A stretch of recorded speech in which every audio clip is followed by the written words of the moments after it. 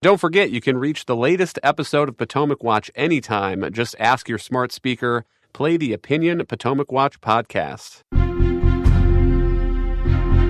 From the opinion pages of the Wall Street Journal, this is Potomac Watch. Welcome back to Potomac Watch. I'm here with my colleagues Alicia and Monet, and we're chatting about Project 2020-25. Alicia, one other element to turn it back to Trump, because I think he is the important actor here, is if Trump wanted distance from Project 2025, and if he has said, I've never read it, I have no idea what's in it, and we probably all agree that Trump definitely hasn't read a 900-page white paper. I only did because I had to for work. So on that score, though, if he wanted to distance himself from this project, the selection of J.D. Vance as his running mate is hard to square. As the news has noted very much over the past 24 hours, J.D. Vance is writing the foreword to a new book by Heritage President Kevin Roberts.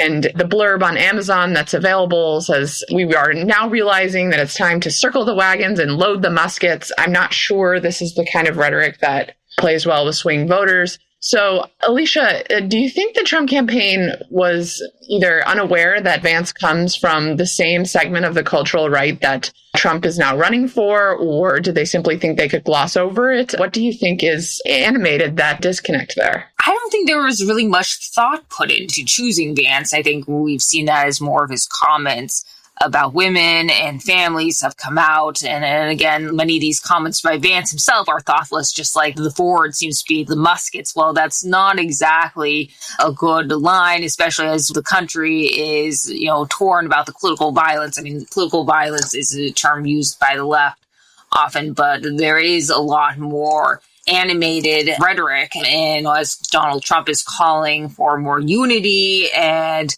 to tone down the rhetoric, I don't think J.D. Vance's forward helps with that. But also, again, I don't think the Trump campaign really cared too much about where J.D. Vance stood. I think maybe they were trying to animate the quote-unquote MAGA base a little bit because he has come to support a lot of the stuff that Donald Trump does on the trade, immigration, as well as an isolationist view of the world and has opposed the Ukraine war. And Kevin Roberts actually tried to make some overtures toward the MAGA right, Donald Trump and J.D. Vance, by shifting to a more isolationist position too, while kind of equivocating perhaps because it didn't want to alienate too many of its conservative donors who disagree with that. But again, I just don't think that Donald Trump or his advisors really thought through the J.D. Vance pick. They were trying to maybe motivate or double down on this MAGA view. They were also, I think, been well reported that J.D. Vance is friends with his son. And I think it was just a little bit of a reckless decision. And they were counting on Joe Biden being his opponent in November.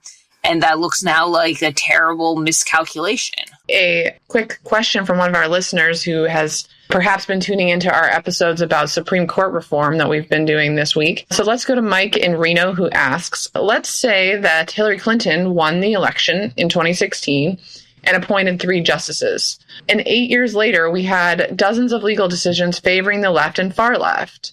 And this court would be making liberal decisions for the next 40 years. Would you still not favor term limits and independent oversight on the Supreme Court? So as the host, I will take my own quick shot at that and the question whether conservatives would not be doing the same thing if they were in power now. I really actually think the answer is no. And I think that we have some paper trail on this, which is how conservatives reacted after decisions they don't like all throughout the past 40 years, which is that they build institutions like the Federalist Society and the conservative legal movement to influence young lawyers on the constitutional merits and why they were correct about them, and worked through that system over time to get the outcome that they think was correct on the constitutional merits. So I don't think so. But Monet, let me put it to you.